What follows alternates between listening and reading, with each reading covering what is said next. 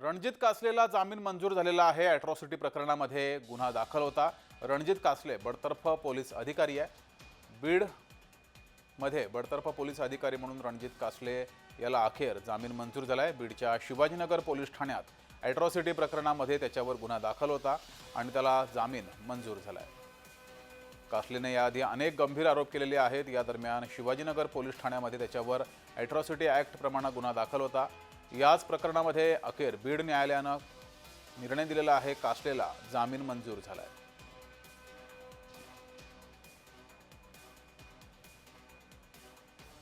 रणजित कासले यांनी याआधी अनेक गंभीर आरोप केलेले आहेत। धनंजय मुंडे यांच्यावर सुद्धा गंभीर आरोप केले होते, तर देशमुख प्रकरणी सुद्धा त्यांनी अनेक आरोप केले होते। निवडणुकांच्या पार्श्वभूमीवर सुद्धा लोकसभा विधानसभा निवडणुकांच्या पार्श्वभूमीवर त्यांनी अनेक ठिकाणी गंभीर आरोप केले होते आणि या सर्व प्रकरणात रणजित कासले याच्यावर अॅट्रॉसिटीचा गुन्हा सुद्धा दाखल झाला होता। त्याला आता जामीन मंजूर झाला आहे।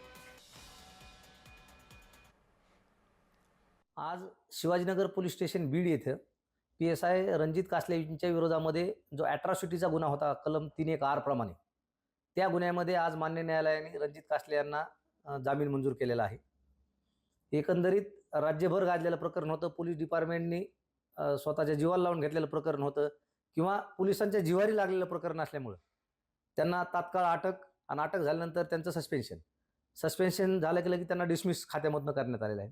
आणि अशा परिस्थितीमध्ये त्यांच्यावर जो गुन्हा दाखल करण्यात आलेला आहे तो केवळ राजकीय उद्देशाने किंवा पोलीस प्रशासनाच्या संगनमताने दाखल केलेला आहे असं प्रथमदर्शनी दिसून येतं। त्यामुळेच की काय मान्य न्यायालयाने त्यांना जामीन मंजूर केला आहे।